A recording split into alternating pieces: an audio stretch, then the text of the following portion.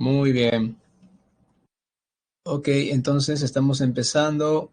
Eh, Buenas tardes con todos los presentes.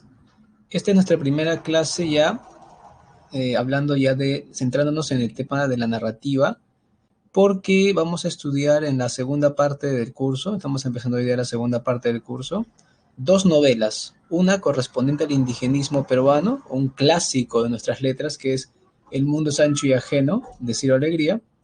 Y luego estudiaremos la primera gran novela de Mario Vargas Llosa, el autor peruano más trascendente de los últimos tiempos, La ciudad de los perros, esta novela tan famosa. Para empezar, obviamente vamos a hablar en la próxima clase ya del indigenismo literario, para empezar con El mundo ancho y ajeno, pero esta clase que tenemos hoy es una clase que funciona como una introducción al estudio de la narrativa, es decir, la épica moderna, algo así como una llave maestra para entender la manera cómo vamos a analizar las obras, El mundo Sancho y ajeno y también La ciudad y los perros, ¿no? Los conceptos narrativos básicos. La narrativa, como cualquier otra creación del ser humano, tiene maneras de estudiarse. Tenemos formas de acercarnos para analizarla, ¿ok? Entonces, hoy día vamos a hablar de nociones básicas como el narrador. Si ustedes recuerdan la primera clase que vimos, yo les hablé del enunciador textual. Algunos alumnos se acordarán, o todos espero, del enunciador textual, que era la voz que nos narraba la historia. En el caso de la poesía era el yo lírico o el yo poético, la voz que enunciaba el poema. Entonces, el narrador es eso, ¿no? El enunciador textual. Luego también tenemos que estudiar el tiempo de relato, entendiendo que una cosa es el argumento, lo que se cuenta, ¿no es cierto? Y otra cosa es el cómo se cuenta. Eso es muy importante, ¿no? El qué y el cómo. Ahí vamos a distinguir el tiempo de relato. Luego tenemos los personajes. Vamos a acercarnos de una manera muy básica al análisis de personajes. Finalmente, los espacios o escenarios. Hay espacio o escenario en cualquier tipo de relato. A veces los escenarios o espacios adquieren una gran importancia. Otras veces son solamente meras anécdotas, ¿no? Vamos a aprender también eso hoy día. Bien, primero, les adelanto que hoy día vamos a ver un poco teoría y también mucha práctica. Vamos a hacer el solucionario de las preguntas que están en la separata también, ¿no? Es como una manera de reforzar lo que estamos haciendo. Primero, la narración es el proceso mediante el cual se construye un relato a partir de los elementos que participan en la historia. Es decir, todo creador literario que quiera hacer un cuento o una novela cuenta con personajes, acciones que van a realizar, el tiempo cómo se va a narrar el tiempo y también los espacios. Este conjunto de elementos se le llama narración. Al buen uso de estos elementos se le llama relato, ¿no es cierto? Un relato le puede dar mucha trascendencia a los personajes o le puede dar mucha trascendencia al tiempo o al espacio.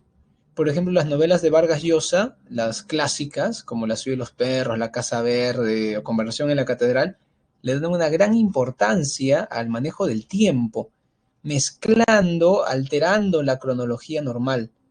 A eso le llamamos, pues, ruptura del orden lógico cronológico. En cambio, otras novelas le dan mucha importancia a los personajes o a los espacios. Entonces, la trascendencia está en el personaje, cómo éste evoluciona a lo largo del relato, o también en el espacio, porque los espacios simbolizan mucho. ¿Está bien? En algunas obras, por ejemplo, se me ocurren los ríos profundos de Riedas, los espacios son muy importantes. ¿Ok? Vamos a avanzar. Bien, ya sabemos que el narrador es la voz que enuncia el relato. Eso lo hemos hablado antes, ¿no es cierto? Ya les he hablado de esto, por eso les decía, todo esto que les enseño es para que aprendan mejor el curso, no era para complicarles, sino para ayudarles. Y ahora vamos con una noción básica de la narratología. ¿Cuál es? Vamos a distinguir entre los diferentes, en la secuencia de emisores y receptores en un texto. Básicamente tenemos en la realidad real, en el mundo real, al autor real, o sea, por ejemplo, Mario Vargas Llosa, y al lector real. O sea, puede ser ustedes, o un español, un norteamericano, y mi persona que estamos leyendo. Pero en el intermedio hay otros elementos. Dentro del texto tenemos al narrador de la historia. La historia es el argumento que tú conoces, ¿no? Este narrador puede estar representado de varias maneras. Puede estar en tercera persona y ser omnisciente o parcialmente omnisciente. Puede estar en primera persona y ser un narrador protagonista, como en El Lazarillo de Tormes, o un narrador testigo, como en El Caballero Carmelo. ¿Se dan cuenta? En primera persona. Inclusive existe el narrador en segunda persona. No es tan usual, pero también existe. ¿Ok? Luego, ¿qué es el narratario? El narratario es el personaje también virtual que recibe directamente la historia. En otras palabras, es el interlocutor del narrador. En algunas obras está representado inclusive en el texto, en otras no. En otras es tácito. Por ejemplo, en la vida de Lazarillo de Tormes, en esta novela picaresca, ¿se acuerdan que al principio Lázaro, que es el narrador protagonista en primera persona, ¿no? Se dirige a un tal vuestra merced, dice, vuestra merced comprenderá los motivos que me llevan a contarle mi historia. Ese vuestra merced es el narratario, no es el lector real, es el narratario, es el personaje virtual que recibe la acción. En otra novela, por ejemplo, La escuita de joven Werther, ahí aparece nuestro amigo Guillermo, el amigo de Werther, que recibe las cartas. Y siempre Werther, cuando escribe la carta, se dirige a él, no, Guillermo, amigo, hoy día me pasó tal cosa, hoy día así. Y Guillermo se convierte en el narratario, por ejemplo, ahí, ¿no? El narratario es el receptor interno. A veces, repito, es mencionado en el texto y otras veces es tácito. No se menciona, pero se supone que hay uno. Ahí está como un fantasmita, ¿no? Ahora, en el mundo real tenemos al lector. O sea, ¿y qué importancia tiene esto? Lo que pasa, alumnos, es que el lector real, supongamos que eres tú, y el autor real puede ser Mario Vargas Llosa o puede ser Homero. Si es Homero, en los referentes culturales que maneja Homero pueden ser muy distintos a los que maneja el lector real. Porque Homero se dirigía no a alguien que lea, ni a un chico como tú del siglo XXI posmoderno, se dirigía a los nobles griegos de las cortes jonias del siglo IX y VIII antes de Cristo. Estamos hablando de una época muy antigua, con referentes culturales diferentes. O sea que el lector va a recibir la obra de manera distinta si es que el autor real es de otra época, de otra cultura. En cambio, entre el narrador y el narratario hay un vínculo muy estrecho, porque el autor real los concibe a los dos dentro del texto. Esto es muy importante. Por ejemplo, cuando Garcilaso de la Vega, como autor real, crea los comentarios reales, él se dirige a un público con la intención de que esto lo lean como un texto histórico. Pero hoy en día el lector real actual lo lee como una crónica, no como un texto histórico, que era la intención de Garcilaso. ¿Ya ves a qué me refiero con que hay que ver esto del lector, cómo se vincula con el autor? ¿No es cierto? Esto, digamos, tiene mucha trascendencia, ¿no? En cómo interpretamos la obra. En cambio, lo que hay entre narrador y narratario es perfecto porque el mismo autor real lo planifica. El mismo autor real lo está creando como parte de su obra. ¿Bien? Bien, hasta esa parte, ¿alguna pregunta, jóvenes? Esto yo pienso que no es más difícil que la matemática, o sea, tampoco es para que se complejicen tanto. Pienso que no es tan difícil como la matemática. La matemática la veo más compleja. ¿Qué opinan? ¿Está difícil? ¿Fácil? ¿Entendieron? ¿Se les ocurre a ustedes algún ejemplo con el que quisieran participar? A ver qué me dicen.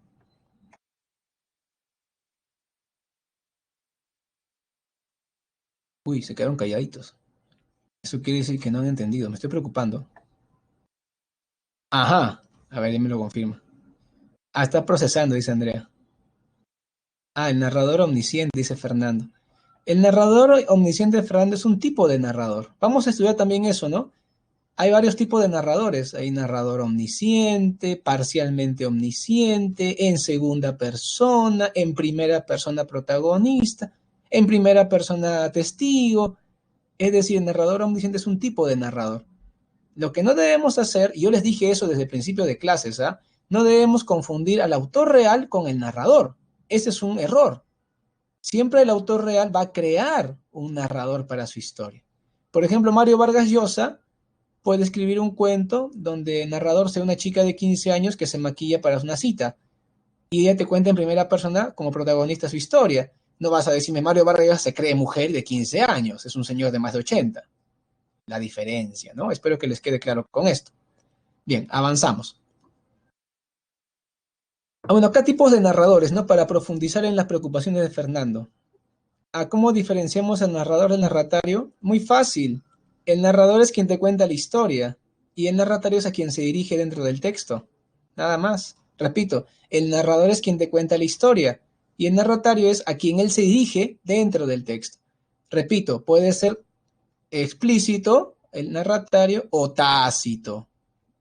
Puede aparecer o ser tácito. ¿Está bien? ¿Qué me están preguntando? ¿El narratario?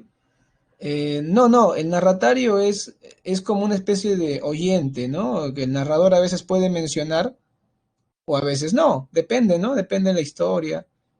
Por ejemplo, en Las Mil y Una Noches, el narrador de las historias es Sherezad y el narratario siempre va a ser el sultán, al que le va contando las historias, ¿no? Y en ese caso sí aparece muy obvio el narratario, es inclusive un personaje. Pero en otras veces no, por ejemplo, en La Ciudad de los Perros no hay un narratario notorio. Ok. Claro, Andrea, el narratorio siempre está, pero no siempre está expreso, ¿no? No siempre está expreso. A ver, ¿qué pasó?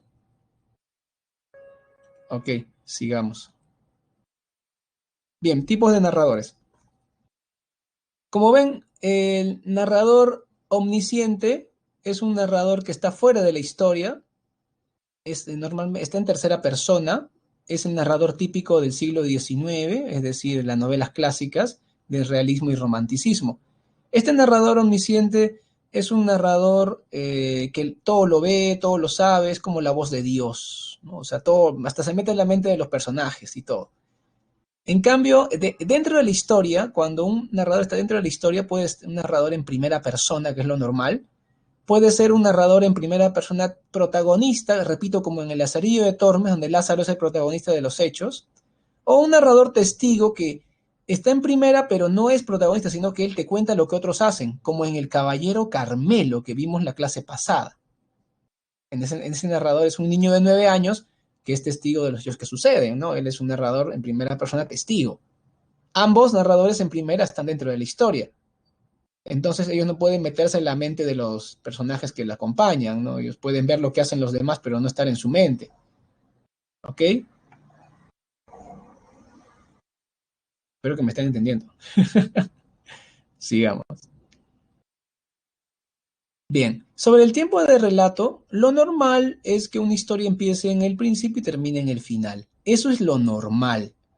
Por ejemplo, en El Mundo Sancho y Ajeno encontramos ese manejo cronológico lógico del tiempo. En El Mundo Sancho y Ajeno es normal eso, ¿no es cierto?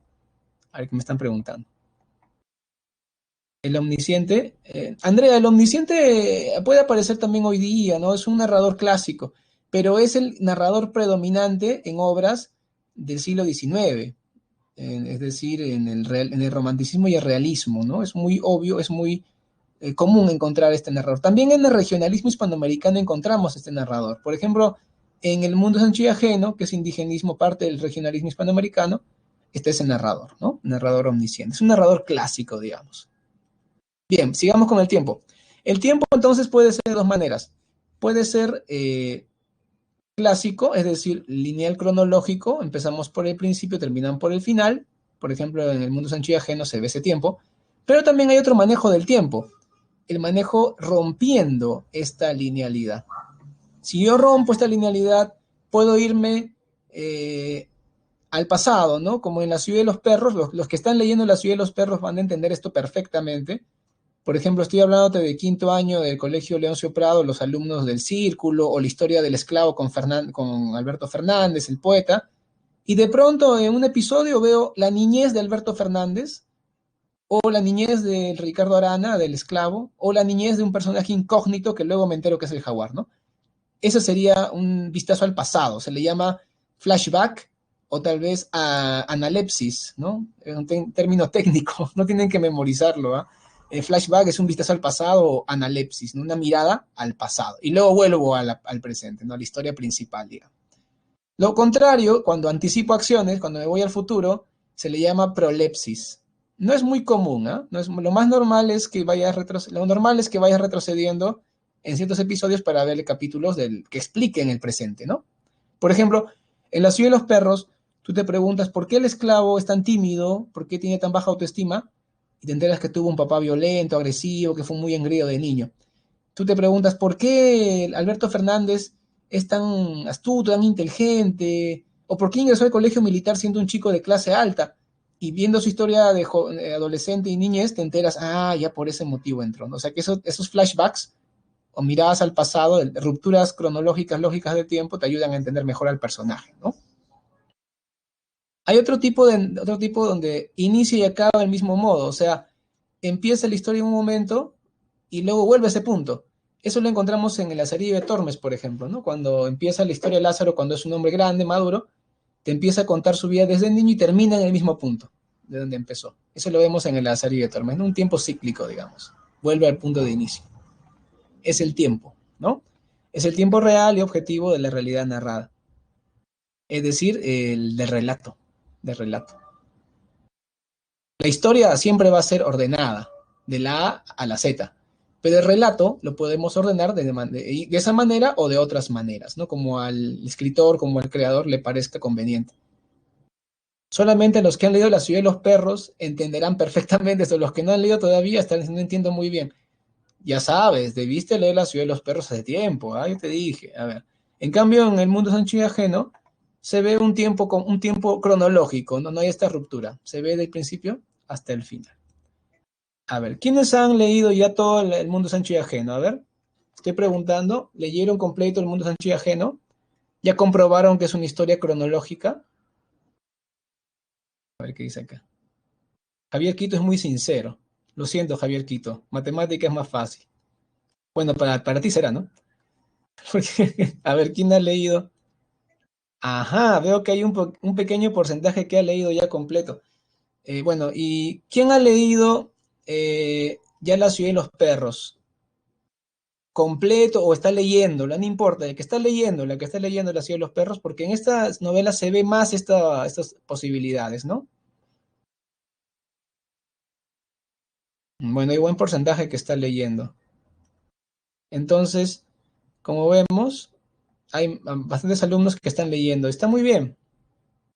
Esa novela, eh, esa novela les va a ayudar más a entender esto, ¿no? Muy bien. Vamos con los tipos de personaje. Los tipos de personaje podemos clasificarlos según tres criterios, ¿no? El primer criterio es el grado de relevancia. Tenemos personajes principales, cuando son los protagonistas, ¿no es cierto? Por ejemplo, en la Odisea tenemos a Odiseo, que es un personaje principal, que hace todas las acciones, ¿no? Secundario es uno que aparece en ciertos momentos y que apoya o se vincula con el principal. Incidental es un personaje que aparece una vez y no aparece más o su influencia en la obra es mínima. Solamente un momento hace algo o participa de un episodio o dos, pero de una manera que no interfiere con la historia principal, ¿no? Por ejemplo, Alcinoo, que es el rey de los feacios, él recibe a Odiseo en su palacio y después le ayuda a volver a su hogar, pero nada más, porque el final Odiseo su destino era volver a su casa. En cambio, Telémaco protagoniza una pequeña parte de la historia y luego ayuda a su padre en su venganza, así que él es secundario. Digamos que no puede haber más que un principal, entonces Telémaco, dado que es importante, pero no es el principal, lo consideramos secundario. En el nivel de complejidad, el personaje simple es aquel personaje que no tiene muchos elementos en su personalidad, no es difícil de predecir, es fácil de predecir. Por ejemplo, Atenea siempre va a apoyar a Odiseo. Atenea siempre va a estar a favor de él, eso no cambia, ¿no? Por eso también se le puede considerar un personaje simple. También se le llama en el argot narratológico, se le puede llamar personajes planos, ¿no? A estos personajes simples. En cambio, el personaje complejo o redondo, personaje redondo, complejo, es un personaje que puede ir evolucionando o es difícil de predecir. Tú no sabes cómo va a reaccionar. Odiseo es recontra complejo o redondo, porque él es como es astuto, siempre se está adecuando a la situación. No es fácil predecir cómo él va a actuar en la historia. ¿Ya? Me están preguntando. Y si es un personaje que a pesar de parecer por poco tiempo marca la historia. Bueno, si marca la historia, se puede considerar, bueno, en el caso de Alcino, yo pienso que cuando marca la historia, a pesar de que aparece poco, es igual incidental. La cosa es que no aparezca tanto, ¿no? Porque Alcineo solamente aparece en el episodio que están en la corte de los Feacios, nada más. En cambio, Telémaco aparece en casi toda la obra y secunda al personaje protagónico. ¿Ok? Pongan más ejemplos ustedes, ¿ah? De las obras que hemos visto, pongan más ejemplos ustedes, pregunten, esa es la mejor manera de practicar. Si no han prestado atención a las clases o no han leído nada de las novelas que hemos mandado, ahí van a tener problemas en entender, ¿no? Porque no han estado practicando la lectura de obras narrativas. Es el detalle. Respecto a las transformaciones, Estático es un personaje que no sufre ningún tipo de movimiento, transformación. Y dinámico es más bien el que se moviliza, el que evoluciona. Digamos que entre el nivel de complejidad y transformaciones está muy cercano, ¿no? Esto es parecido los dos. El estático también es normalmente simple, ¿no? Y el complejo normalmente también es dinámico. Eso es, ese, digamos, corresponden los dos. Si a ustedes se les ocurren más ejemplos en otras obras, mencionen en los comentarios para ir practicando. Muy bien. Vamos con el espacio. Como les dije, el espacio puede adquirir grandes protagonismos. El espacio en una obra narrativa puede tener una gran importancia. En otras, nada más que sirve de un marco referencial, ¿no? Eso depende entonces, ¿no? A ver qué. A ver, Fernando, eso lo hemos tratado en la primera clase. En la primera clase dijimos que en el género dramático no había narrador, que accedíamos a la historia por medio de diálogos y acciones. No sé si recuerdas eso. Había un yo poético en la lírica, un narrador en la épica, y no había nada de eso, no había un enunciador textual en el dramático. Eso lo hablamos en clase. Tienen que recordar eso, ¿no? A ver, respecto al espacio, vamos a hablar de dos, básicamente, espacios abiertos y espacios cerrados. Los abiertos son los que permiten que el personaje pueda cambiar de un espacio a otro. Por ejemplo, en La ciudad de los perros tenemos espacio abierto, la ciudad de Lima, porque un personaje aparece en Miraflores, luego aparece en La Victoria, aparece en La Perla. En cambio, cerrado es cuando no hay posibilidad de que los personajes puedan desplazarse. Por ejemplo, en La ciudad de los perros, el Colegio Militar Leoncio Prado es un internado y es cerrado. Inclusive tirar contra en la novela significa que se escapan por el muro, por ejemplo, de noche y vuelven de madrugada. Ese se llama tirar contra, trepar muro, ¿no? Bueno, algunos en el colegio han trepado muro para salirse o entrar al colegio sin permiso. No voy a hablar de mi escuela secundaria ni de mis experiencias personales, ¿no? Para evitar acusaciones, pero es algo que se ve en los colegios estatales muchas veces, ¿no? Trepar muro. Ese es escaparte del espacio cerrado prácticamente, igual que los de quinto año o del Colegio Leoncio Prado que tiraban contra. No sé si han llegado a ese episodio en la novela de cuando se escapan un rato, tonear y vuelven. Claro que siempre cuidándose de que no los descubran, ¿no? Porque si no los expulsan. En el caso de espacio urbano y rural, hay que hacer una distinción. Acá sí bien claro en la novela regionalista, ¿no? Adquiere una gran relevancia, porque por ejemplo en Doña Bárbara, el espacio urbano que es Caracas, que representado por Santos Luzardo, se enfrenta al espacio rural, que es el llano venezolano, que es un lugar donde la barbarie predomina y hay, digamos, ciertas características que lo convierten en un sitio que debe ser reformado por ciertos motivos. A veces esto adquiere mucha importancia. En la novela El mundo es ancho y ajeno, no encontramos mucha relevancia, ¿no? Porque casi todos los ámbitos son rurales, pero sí el espacio, ¿no? Porque la hacienda de este malvado Álvaro Amenábar, ¿no? Gamonal de la hacienda de Humay, representa pues el poder del gamonal. En cambio, la comunidad de Rumi representa la fraternidad, el espacio de los comuneros que se apoyan, ¿no? Como que el espacio adquiere un significado ahí, ¿no? De dicotomía. Un poco, claro. Bien, ¿tienen alguna noción más que quisieran participar, quisieran compartir sobre los personajes, el tiempo, los narradores, ¿no? Que son lo básico que hemos visto ahora, ¿no es cierto? A ver.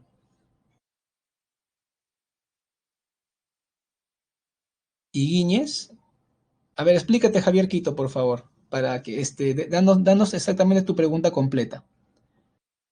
Una casa de campo, Andrea. Depende, Andrea. Si el personaje no puede salir, se convierte en cerrado. Pero si el personaje puede salir de la casa, pasear y volver, es un espacio, parte del espacio abierto, ¿no? Depende de la posibilidad de desplazamiento. De preferencia, sí, Fernando. Normalmente es un personaje que es el protagonista. Ah, ya. Bueno, si quieres clasificar Higuíñez, claro, es uno de los abogados. Me refería a qué cosa quieres saber de él, ¿no? Más que todo. Quieres saber qué tipo de personaje es. Sería un incidental, seguramente, ¿no? Sería un incidental. De acuerdo a sus características, me parece un personaje simple, no le veo mucho desarrollo. Álvaro Amenábar sería, por ejemplo, un secundario, ¿no? Importante, un secundario importante, ¿no? No es principal. Yo pienso que un personaje principal en la novela, El mundo Sancho y Ajeno, sería la comunidad de Rumi, como personaje colectivo, ¿no? Parecido a Fuenteovejuna, digamos.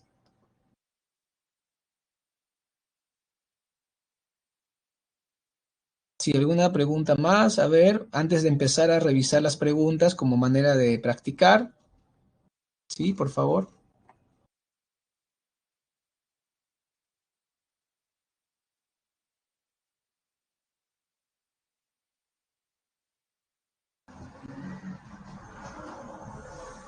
El deuteragonista. Esto aparece en el teatro griego y no debemos mezclar, ¿no? Porque una cosa es los personajes en el teatro y otra cosa en los personajes en la épica moderna, que es la narrativa.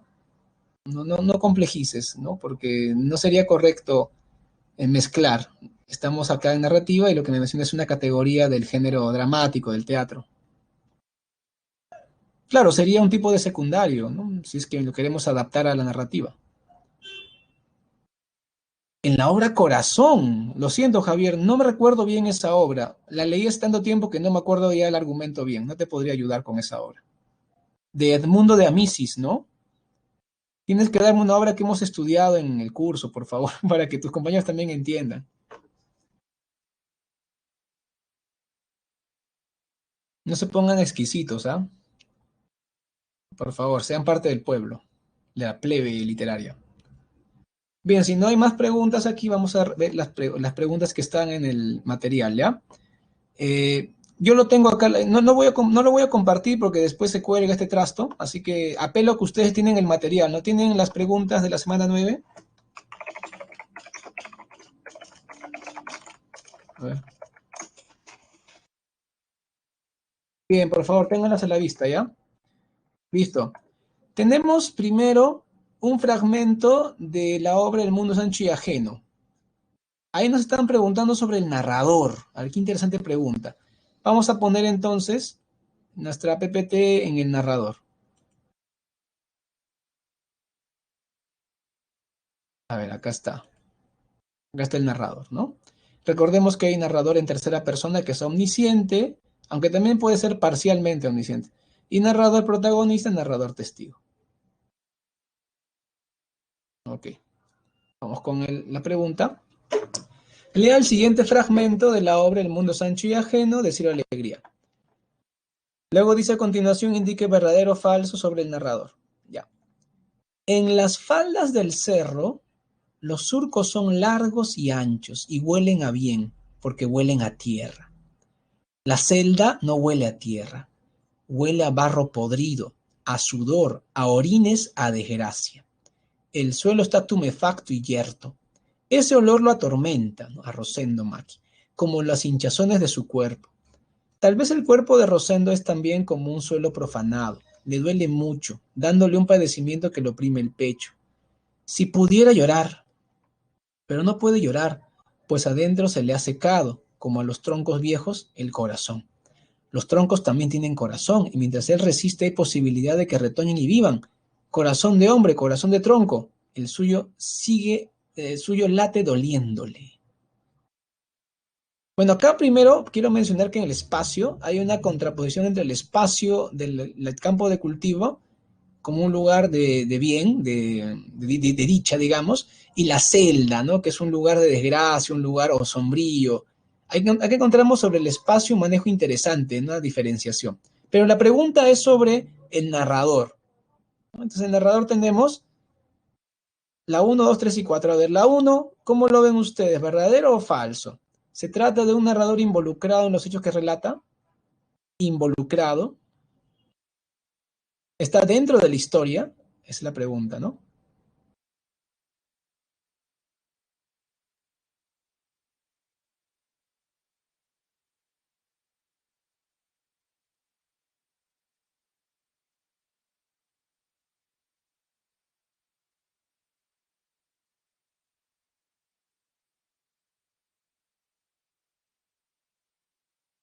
Ah, ¿qué pasó?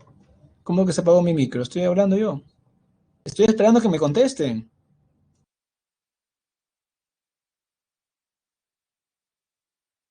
Verdadero, dice Javier Quito. Bueno, si fuera verdadero, el narrador estaría en la celda con nuestro amigo, ¿no? Él no está adentro, ¿no? El narrador es omnisciente. Es una voz narrativa que conoce hasta los sentimientos del personaje, pero no está involucrado en la acción porque no está en la celda junto con Rosendo. Este es narrador es en tercera, así que la opción es falso en la B. La primera es falso. La segunda, a ver, ¿conoce las emociones y sensaciones del personaje? Muy bien, verdadero, buena Fernando. ¿Por qué? Porque es un omnisciente y el narrador omnisciente como está fuera de la historia sabe todo el personaje como la voz de Dios, prácticamente. Tercero, ¿utiliza la tercera persona para relatarnos la historia? Está fácil, ¿ah? Claro que sí, verdadero. ¿Cuál sería la clave entonces? A ver, ya para cerrar. La pregunta uno, vamos a poner votación acá. ¿Cuál sería la clave en la pregunta uno? A ver, ¿lo tienen? Clave en la uno. Muy bien, creo que lo entendieron. Todos los que votaron acertaron. Perfecto. Vamos con la segunda pregunta. Acá tenemos en la segunda pregunta un fragmento del cuento Funes el Memorioso de Jorge Luis Borges. Este cuento es muy bueno, por cierto. Mi primer recuerdo de Funes es muy perspicuo. Lo veo en un atardecer de marzo o febrero del año 84. Mi padre, ese año, me había llevado a veranear a Fray Bentos. Yo volvía con mi primo Bernardo Aedo de la estancia de San Francisco. Me dijo que el muchacho del callejón era un tal Ireneo Funes, mentado por algunas rarezas, como la de no darse con nadie y la de saber siempre la hora, como un reloj. Acorde con el fragmento anterior, podemos afirmar que la voz narrativa es porque evidenciamos que narra. A ver, en la pregunta 2 está muy buena esta pregunta. A ver, la pregunta 2, ¿cuál es la clave? A ver, complétenlo. Está fácil, ¿ah?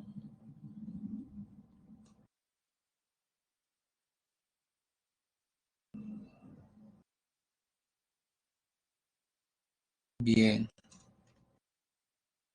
Hay pocos que se animan a participar, como veo. De 30 alumnos, solamente 8 están participando, igual que en la anterior. ¿Los demás qué pasó? Bien. Bueno, los que han marcado la A han acertado. La clave es la A. Vamos con la pregunta 3. La pregunta 3 está muy fácil. Muchos años después, frente al pelotón de fusilamiento, el coronel Aureliano Buendía había de recordar aquella tarde remota en que su padre lo llevó a conocer el hielo.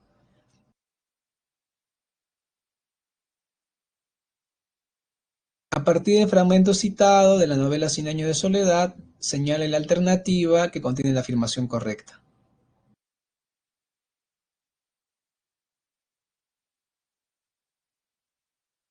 Bueno, acá.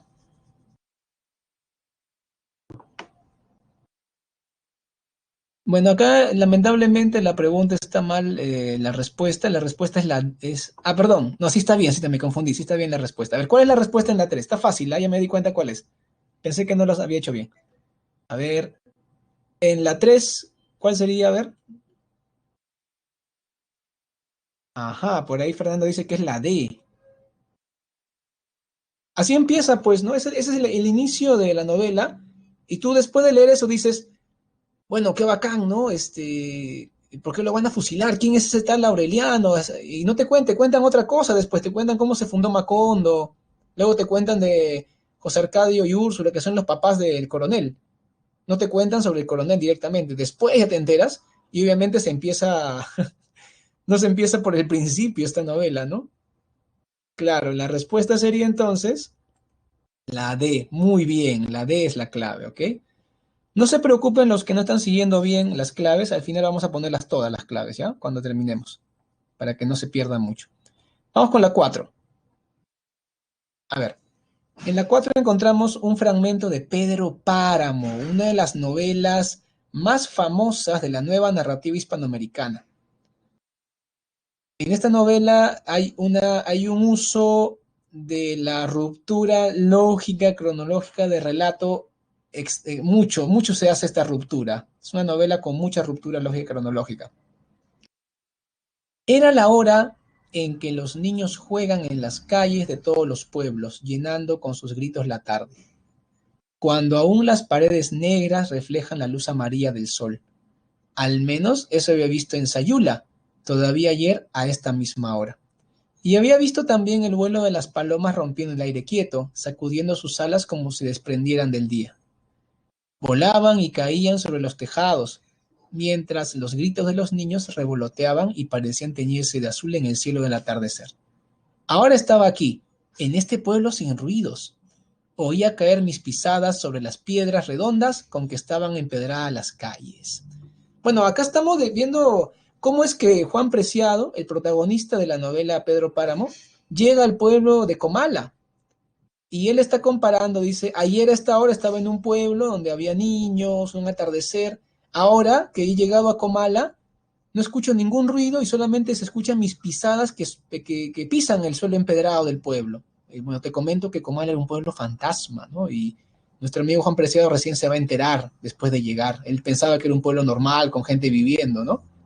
Bueno, es una novela muy buena, les recomiendo leerla cuando puedan. Es una novela corta también para que no se quejen de lo que puede ser.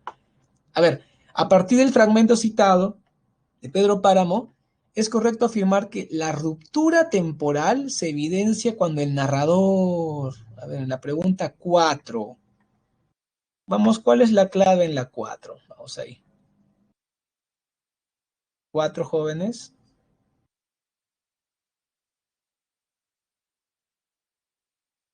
A ver, en el fragmento el narrador describe su paso por un pueblo, ¿no? Cuando dice que era la hora en que los niños juegan en las calles de todos los pueblos. Cuando interrumpe la escena para relatar dónde había estado el día anterior, al menos eso había visto en Sayula, así desde el presente se traslada al pasado, ¿no? Cuando recuerda lo que estuvo el día anterior. Entonces la clave sería, muy bien, árbol. Los que dijeron árbol lo hicieron muy bien. Lo hicieron muy bien, ¿ok?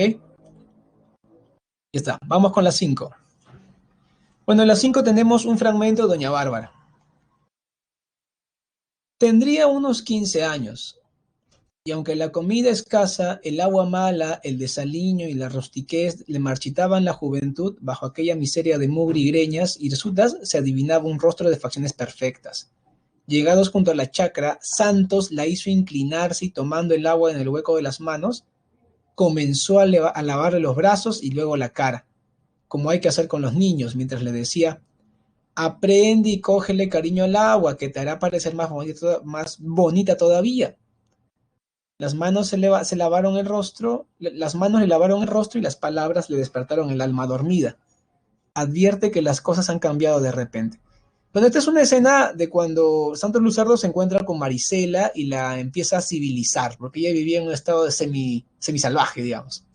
Por primera vez, Marisela no se duerme al tenderse sobre la estera. Extraña al inmundo camastro de ásperas hojas, cual si se hubiese acostado en él con un cuerpo nuevo, no acostumbrado a las incomodidades. Se resiente del contacto de aquellos pringosos harapos que no se quitaban ni para dormir, como si fuese ahora cuando empezara a llevarlos encima. Sus sentidos todos repudian las habituales sensaciones que, de pronto, se le han vuelto intolerables, como si acabase de nacerle una sensibilidad más fina. A partir del citado fragmento de Doña Bárbara, marque la alternativa que contiene la afirmación correcta respecto a la tipología de personajes. Bueno, la tipología la podemos ver aquí. A ver, ¿dónde está? ¿Qué opinas de la tipología de personajes? Repasamos, ¿no? El personaje principal y vamos viendo qué puedes marcar ahí como opción. En la pregunta, estamos en la pregunta 5, ¿no? Entonces, personaje principal es el protagonista, el secundario, ¿no es cierto? Es uno que apoya al protagonista, se opone a él, pero está vinculado y tiene mucha aparición. El incidental aparece de vez en cuando y solamente en un momento tiene algún tipo de rol. Complejidad. Tenemos el simple, que no cambia, que se mantiene siempre en la misma idea. Y el complejo, que también se le llama redondo, que es muy difícil de predecir cómo va a actuar, ¿no? En la transformación, el estático simplemente se mantiene igual siempre. Y el dinámico también va evoluciona, ¿no? A ver, con esa noción podemos revisar la pregunta 5. La clave es, en la pregunta 5, a ver, la clave es la D. Muy bien, los 5 alumnos que lo hicieron perfecto. Esa es la clave, ¿ya? Vamos a ver por qué es la clave. En el fragmento citado de Doña Bárbara de Rómulo Gallegos, se produce un cambio, ¿no? O transformación en el personaje de Marisela. Ella repudia su descuido personal y nace en ella una nueva sensibilidad. En ese sentido, Marisela es un personaje dinámico. Es dinámico, ¿no? No es estático. Así que es la D. Vamos con la número 6. La obra Ñacatita de Manuel Asensio Segura representa una anciana que se caracteriza por ser chismosa, entrometida, y agrego, terciadora y alcahueta, y sacar un beneficio personal, como ocurrirá cuando se inmiscuya en la casa de los esposos Jesús y Rufina. Al final es expulsada y todo vuelve a la normalidad. A partir de ello se puede colegir que desde el punto de vista de la importancia, Ñacatita es un personaje y porque mantuvo sus características de inicio a fin, podemos afirmar que es... A ver, la pregunta 6. Acá seguimos con el tema de los personajes, ¿no? Vamos a ver A ver, en la pregunta 6, ¿cuál sería la clave, jóvenes? Facundo dice que es la A. ¿Le hacemos caso o no? Acuérdate, es un personaje desde el punto de vista de la importancia, Facundo, cuidado. Ah, no te estás confundiendo, ¿ah? Mejor participa en la votación. Participen en la votación, jóvenes. Ahí vemos. ¿Cuál sería la clave? A ver. Me he dado cuenta que solamente están participando hasta 15 alumnos. ¿El resto qué está haciendo, ah? Participen, jóvenes, vamos. Si no, ¿cómo van a aprender?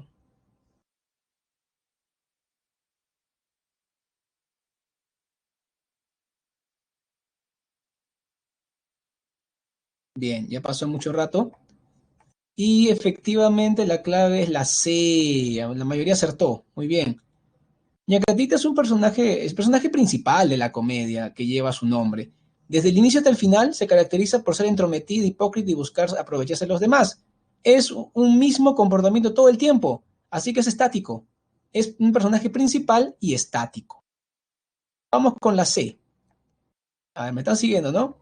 Marque la alternativa con el enunciado verdadero sobre la vida y sueño de Calderón de la Barca. A ver, ¿Segismundo es un típico personaje estático? A ver, el personaje principal es el príncipe de Moscovia. La obra tiene narrador omnisciente y orden natural. La torre y la corte son escenarios contrapuestos. Esta pregunta está muy buena, ¿eh? A ver, vamos con la duda de la pregunta 7. Y pueden también participar con comentarios, ¿ah? Pueden también participar con comentarios en la pregunta 7. Esta pregunta está muy bonita. Ya es como una especie de repaso de todo lo que hemos visto, ¿no? Obviamente, a ustedes les puede parecer difícil este tema porque nunca le han enseñado esto, ¿no? O sea, esto se enseña más que todo cuando uno estudia la carrera de literatura. Esta es la innovación que está proponiendo la OCA.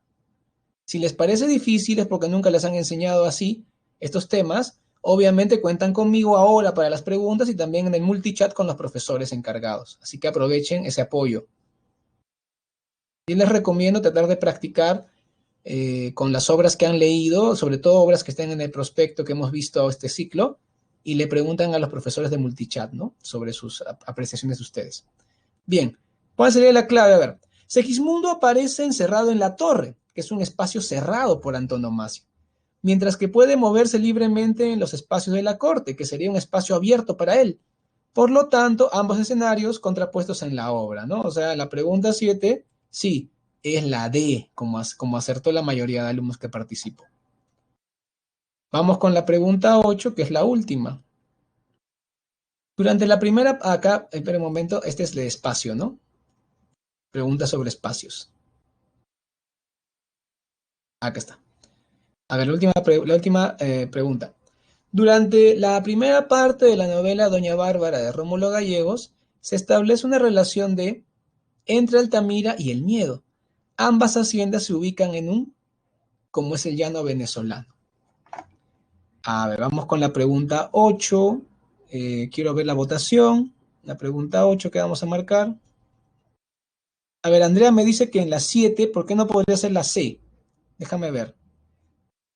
Allá, Andrea, no puede ser la 7, la C, perdón, porque es una obra de teatro y la obra de teatro no tiene narrador. ¿Te das cuenta? O sea, es una obra que la obra de teatro la vemos a partir del diálogo y las acciones de los personajes. No tenemos narrador ahí, ¿ya? Por eso es que no vale. No se confundan, ¿ah? Cuando es teatro tiene otras características. A ver cómo va en la votación. A ver, estamos en la pregunta 8. ¿Cuál es la clave en la 8? Vamos.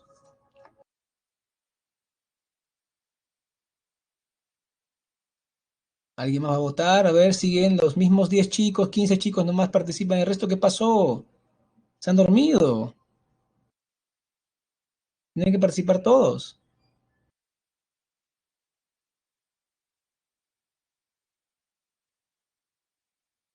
Muy bien, acá la mayoría lo hizo bien, ¿ah? Desde el inicio de la novela se entabla una relación de oposición entre las haciendas Altamira y el Miedo. Estas se ubican en un escenario o espacio abierto del llano venezolano, ¿no? Pero hay una oposición entre ambas. Muy bien, jóvenes, lo han hecho bastante bien. Hay muchos alumnos que han acertado en casi todo, bueno, todo, cada uno sabrá, ¿no? Vamos entonces con las claves. Ahí está. Por si acaso, aquel que no había estado notando las claves, ¿ok? Bien, voy a destinar los últimos 3 minutos de clase a las consultas finales. Pueden hacer la pregunta que gusten, sobre todo respecto al mundo Sancho y Ajeno, ¿no? Que es la novela que nos interesa analizar en profundidad, o La ciudad de los perros también, que vamos a analizar luego. Ya saben, ahora entienden la importancia de leer las novelas. No solamente es que, ay, qué flojera, tengo que leer porque me han dicho. No, no, no. Nos va a permitir entender mejor estas clases de narrativa. La próxima clase vamos a hablar del indigenismo peruano, toda la clase de indigenismo, y la siguiente, en la semana 11, empezamos a analizar el mundo Sancho y Ajeno, con estas nociones que hemos aprendido hoy día. ¿Listo? A ver, voy a pasar también la encuesta docente para que alcance el tiempo que todos participen, ¿ya? Hay 32 alumnos, por favor, todos deben participar en la encuesta. Por favor, estoy también atento a las preguntas que tengan, ¿no? Claro que pueden hacérmelas ahora mismo, en los minutos que nos quedan, o esperar al multichat también para hacer, pero obviamente conmigo también pueden hacer la consulta, ¿no? Que gusten.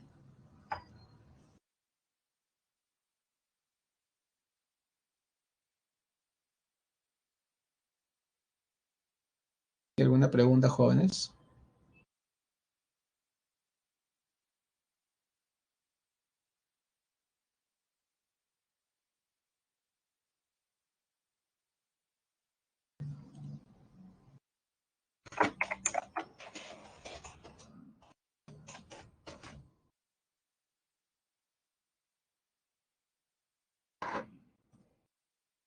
A ver, ¿no hay preguntas, jóvenes?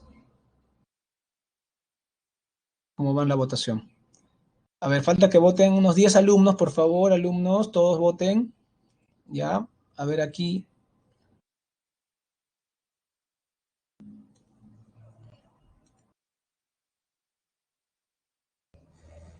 ¿Listo? Bueno, tengo entendido que debo terminar mi clase a las 5:57.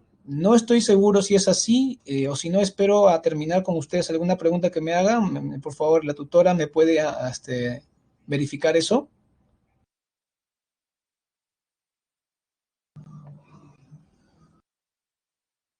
No me lo verifican. Ya, con ustedes. ¿Preguntas, jóvenes? ¿Dudas? ¿Tampoco hay?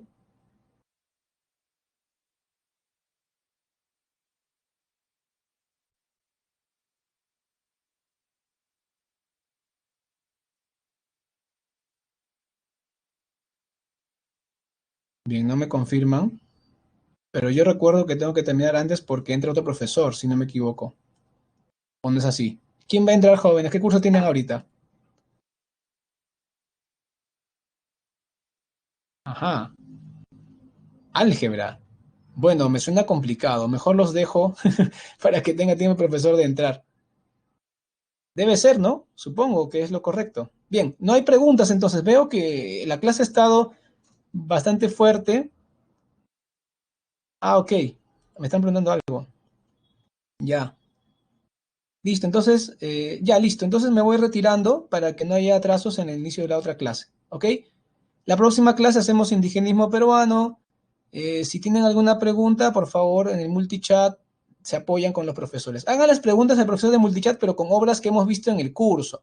No le pregunten de cualquier obra, porque el profesor de multichat se puede incomodar, ¿no? O sea, pregúntenle de obras del curso para que te sirva más tu pregunta. Porque si no, una pregunta, por ejemplo, yo puedo preguntar un cuento que yo escribí, ¿no? Y eso no va a venir en el examen, ¿no?